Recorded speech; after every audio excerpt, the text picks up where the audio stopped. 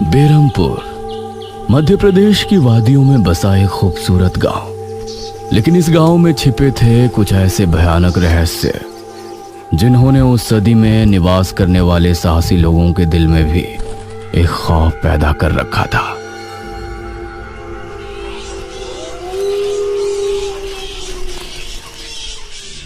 आज तो बहुत दिनों के बाद मित्रों से मिलना हो रहा है, बहुत आनंद आएगा। अरे मदन, कहाँ जा रहा है इस समय? पिताजी, मेरे मित्रों से इतने दिनों बाद मिलना हो रहा है। वो सुबह होने पर वापस नगर चले जाएंगे। अरे तुझे पता नहीं क्या, आज शनिवार की रात है।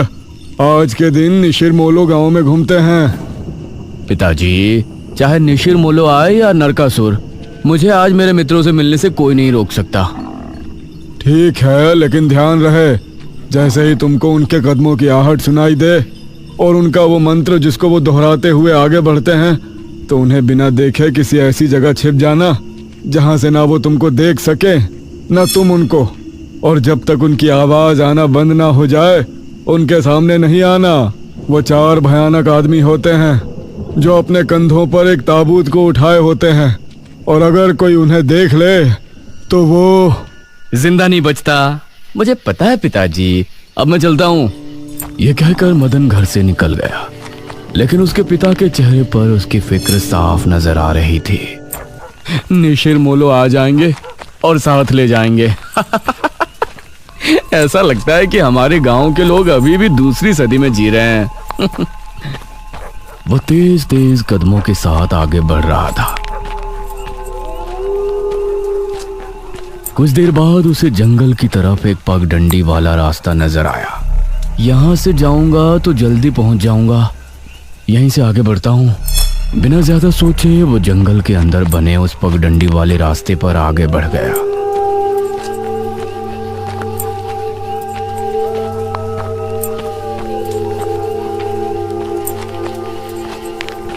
आज तो बहुत मजा आने वाला है, मिलकर खूब मदिरा पान भी करेंगे। तभी उसे भारी कदमों की आहटों के साथ कुछ आवाजें सुनाई देने लगी। इन आहटों और आवाजों को सुनकर वो एकदम से चौंक पड़ा और उसकी आंखें डर से बड़ी हो गईं। हे भगवान! वो जल्दी से झाड़ियों की तरफ भागा और उनमें छिपकर बैठ गया। वो झाड़ियों की ऊंट में बैठा लंबी लंबी सांस ले रहा था। वो आवाजें अब और ज्यादा साफ होने लगी थी। उसे यकीन था कि अब वो लोग उसके करीब ही आ रहे हैं। उसने धीरे धीरे छिपकर अपनी एक आंख से उनको देखा और वो हैरान रह गया।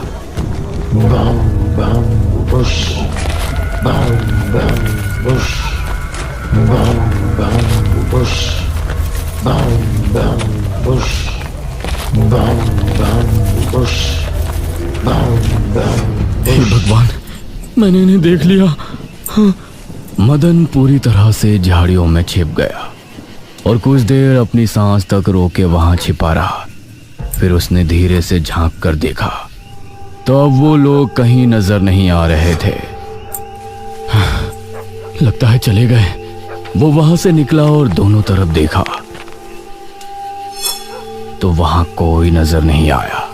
हाँ, शुक्र है भगवान। उसने एक कदम बढ़ाया ही था कि तभी उसे फिर से वही आवाजें अपने ठीक पीछे से सुनाई देने लगी। उसने एक झटके से पलट कर देखा तो वो चारों ताबूत वाले शख्स ठीक उसके पीछे खड़े थे।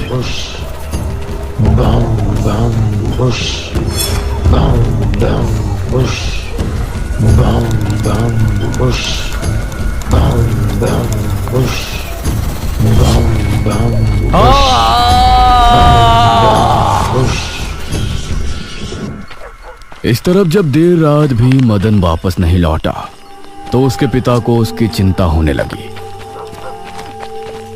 उसने गांव के एक आदमी विपुल को साथ लिया और जंगल की तरफ रवाना हुआ।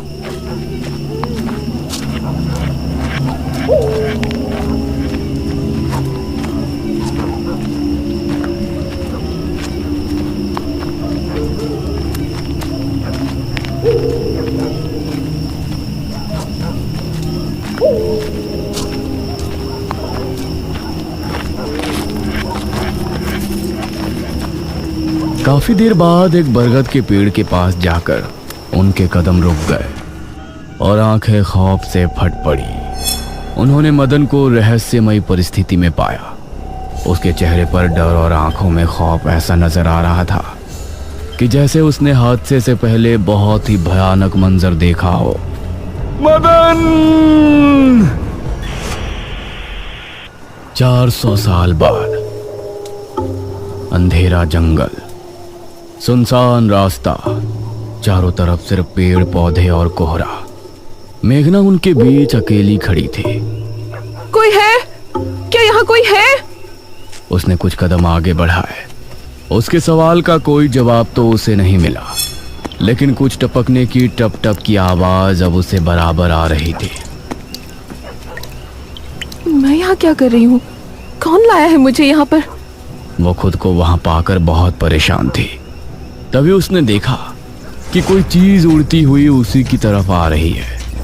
वो उसे हैरानी से देखने लगी। पास आने पर पता चला कि वो कोई विशालकाय भयानक पक्षी था। बचाओ! मेघना उससे बुरी तरह से डरकर भागने लगी और वो उसका पीछा कर रहा था।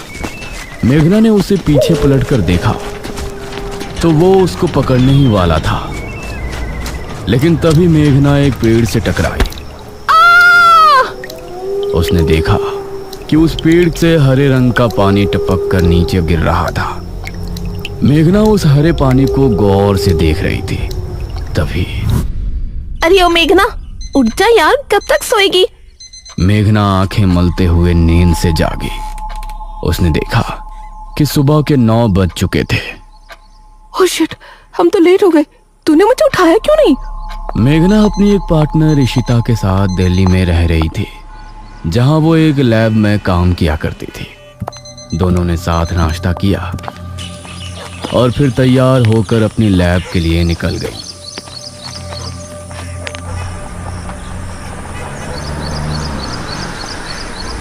तेरा ऑमलेट खा खा कर मेरा पेट खराब हो चुका है।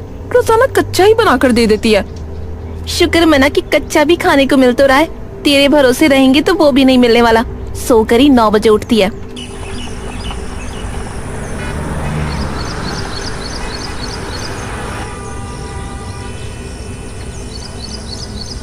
ये दोनों लैब में पहुंची और वहां जाते ही इशिता के पास प्रोफेसर जयदेव की कॉल आई। तुम दोनों ने इस बार बहुत समय ले लिया है। जो एंटीडोट बनाने का काम तुमको दिया था वो पूरा करोगे या नहीं?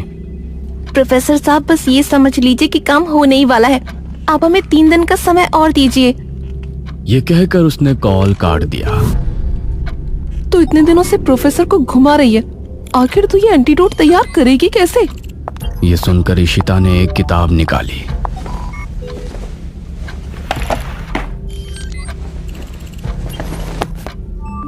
यार देख ये किताब, इसमें बहुत से ऐसे लिक्विड के बारे में लिखा है जिनकी कहानी पुरानी दंत कथाओं और लोक कथाओं से जुड़ी है। तो तू कहना क्या चाहती है?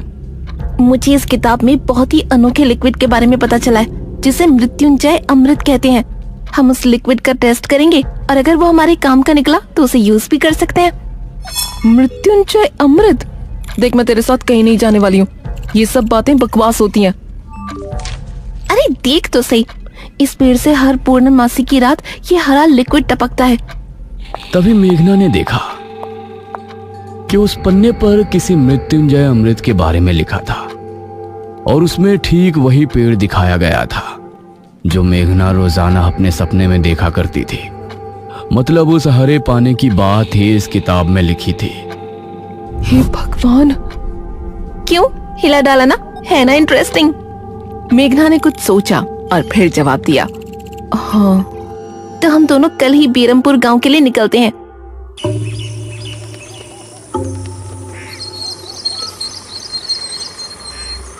ये दोनों अगली सुबह ही बस से बेरमपुर के लिए निकल गई।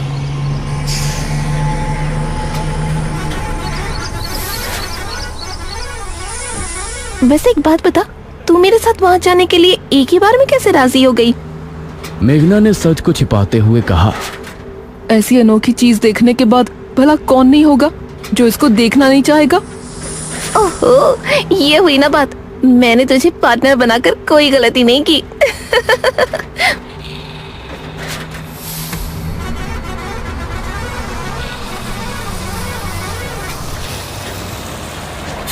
ये दोनों 5 घंटे के सफर के बाद एक जगह उतरी। इनके ठीक सामने एक बड़ा सा गेट था जिस पर नाम लिखा था बेरमपुर। इशिता और मेघना ने जैसे ही गेट के अंदर कदम रखा तो अचानक से मौसम बदला। सूरज मानो बादलों के पीछे छिप गया और एक हवा अपने साथ आंधी ले आई। अरे वाह, गांव का मौसम तो बहुत ठंडा है। इधर गांव के लोग भी अचानक बदलते मौसम को देखकर हैरान रह गए। अरे ये क्या, अभी तक तो काफी गर्मी थी, ये अचानक आंधी कहां से आ गई? मुखिया जी, लगता है बारिश भी जरूर आएगी। इधर मेघना और इशिता दोनों ही गांव की तरफ बढ़ रही थी। यार, ये गांव के लोग ठीक तो होंगे ना? गांव के लोग तो ठीक ही होते हैं, अजीब तो हम शहर वाले होते हैं। ये बात तो तूने बिल्कुल पते की कही। इशिता और मेघना दोनों गांव के चौक पर पहुंची। वहां एक कुआं भी था और वहीं मुखिया भी 2 आदमियों के साथ खड़ा था। अरे बच्चियों, तुम दोनों कौन हो? अब नमस्ते जी, मेरा नाम इशिता है और ये है मेरी दोस्त मेघना। अच्छा बेटा, वैसे हमारे गांव में किस वजह से आना हुआ? वो असल में वो अंकल, हम लोगों को अपनी स्टडी के लिए 5 गांवों के बारे में लिखना है, इसलिए हम लोग यहाँ आए हैं। इसके बाद और 4 गांवों में जाएंगे। ओह अच्छा, फिर तो ठीक है बच्चों, हम तुम्हारी जितनी हो सके उतनी मदद करेंगे। जी अंकल, क्या हमें यहाँ कुछ दिन के लिए रहने के लिए कोई घर मिलेगा किराए पर? अरे बच्चों, तुमको किराए की घर की क्या जरूरत है? तुम दोनों जब तक चाहो मेरे ही घर में रह सकती हो। ठकुराइन वैसे भी लड़कियों से बहुत प्यार करती है।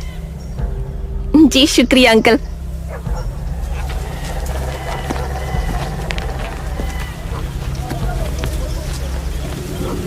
मुखिया इशिता और मेघना को अपने घर ले आया।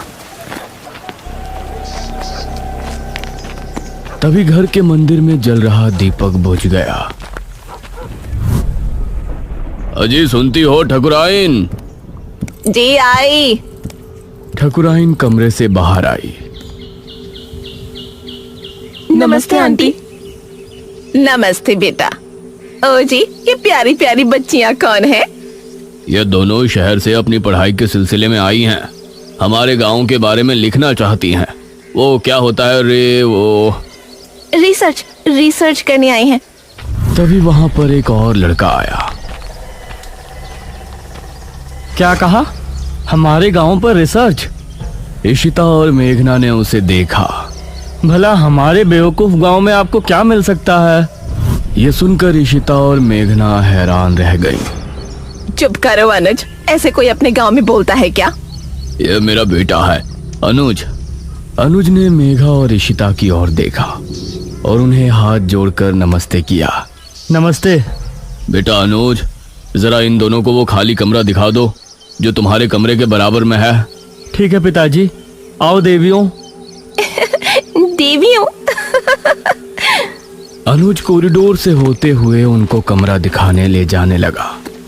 इसी समय गांव के मंदिर में बैठा पुजारी भगवान की आरती कर रहा था। तभी अचानक से दिया बुझ गया।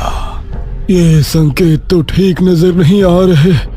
हे प्रभु, रक्षा करना। वैसे आप लोगों को रिसर्च करने के लिए यही गांव मिला था? अरे हम लोगों को 5 गांवों के बारे में लिखना है, तो इसीलिए जो भी गांव पास दिखा चले आए। इसके बाद और किसी गांव में जाएंगे। अच्छा, वैसे यहाँ कुछ ऐसा है जो कि रहस्यमय या ऐतिहासिक हो? हाँ है ना, एक राजमहल। राजमहल यहाँ? हाँ, 400 साल पहले जो यहाँ के राजा हुआ करते थे, उनका महल। वैसे अनुज, क्या तुम हमें उस महल में लेकर चलोगे? हाँ, तुम लोग जाना चाहोगी तो जरूर। तो ठीक है, रात को जब सब सो जाएंगे तो हमें वहाँ ले चलना। यह सुनकर मेघना इशिता को हैरानी से देखने लगी। रात के समय तुम लोग मजाक तो नहीं कर रहे? नहीं, हम तो चलने को तैयार हैं। तुम्हें डर लग रहा है तो बताओ। मेरा गांव है ये, मुझे क्यों डर लगेगा? ठीक है, ले चलूंगा, लेकिन पिताजी को और माँ को पता नहीं चलना चाहिए। ग्रेट। तो बताओ किस टाइम आ रहे हो? 12 बजे तक पिताजी और माँ दोनों सो जाएंगे। मैं उसी समय तुम लोगों को ले आऊंगा।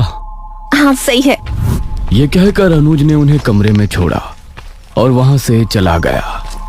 ये क्या? हम तो उस मृत्युंजय अमृत के बारे में पता करने आए थे ना। अब हम ये राजमहल क्यों जा रहे हैं? अरे उसको सीधा पूछते तो उसे शक हो जाता ना। आज हम राजमहल चलते हैं और फिर कल उसे जंगल जाने को कहेंगे और वहाँ जाकर बातों ही बातों में उसे मृत्युंजय अमृत के बारे में पूछेंगे। ये सही है। इस तरफ गांव के लोग मौसम के बदलती ठंड से बहुत हैरान थे। पुजारी बार बार आसमान की तरफ देख रहा था, जहां उसे काला अंधेरा इधर उधर घूमता हुआ नजर आ रहा था। करीब 12 बजे जब मुखिया और उसकी पत्नी गहरी नींद में थे तो अनुज कमरे से निकला। अरे लगता है आ गया। इशिता ने उठकर दरवाजा खोला। हाय अनुज। तुम लोग तैयार हो? हाँ चलो, हम तो रेडी हैं। तो चलो। अनुज इनको लेकर घर से निकला और इन्होंने 2 गलियां पार कर ली थी। उफ, तुम्हारे गांव में हवा इतनी ज्यादा चलती है क्या? रोज तो नहीं चलती, लेकिन शहर की 2 लड़कियों के साथ लगता है उनके शहर का प्रदूषण भी आंधी के रूप में साथ आ गया। कुछ देर चलने के बाद ये तीनों एक बड़े से राजमहल के सामने खड़े थे, जिसे देखकर मेघना को कुछ याद आने लगा। ऐसा लगता है कि इस राजमहल को मैंने पहले कहीं देखा है। ये है राजमहल राजा सूरजभान का। वाकई में काफी आलीशान है। यह कहते हुए इशिता ने अपने कैमरे में उसकी एक फोटो ली। हमें खिड़की से अंदर जाना पड़ेगा, इसका दरवाजा सालों से जाम है। ये तीनों एक खिड़की के रास्ते राजमहल में पहुंचे और वहां की हर एक चीज मेघना को जानी पहचानी लग रही थी। इस तरफ गांव में आंधी का बहाव बढ़ने लगा था। सभी अपने अपने घरों में आराम से सो रहे थे।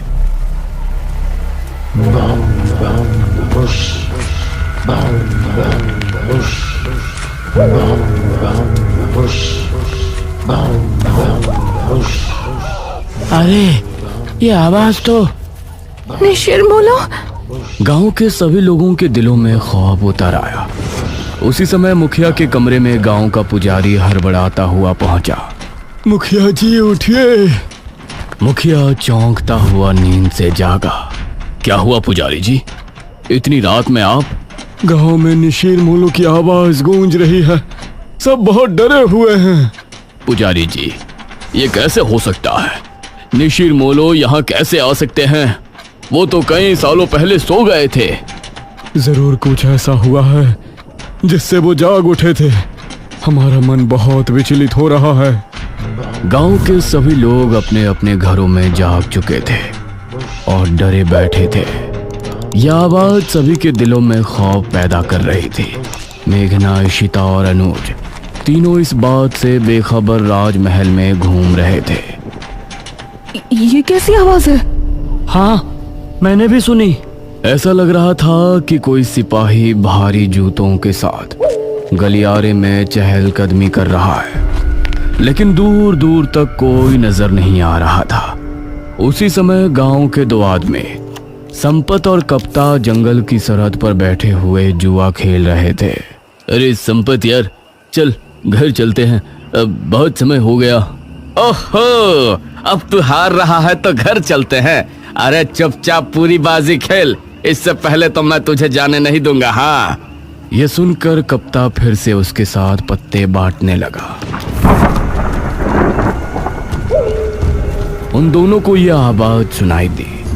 तेज आंधी की हवाओं में उनकी आंखें बहुत मुश्किल से खुल रही थी। उन दोनों ने देखा कि सामने से 4 आदमी अपने कंधों पर एक ताबूत उठाए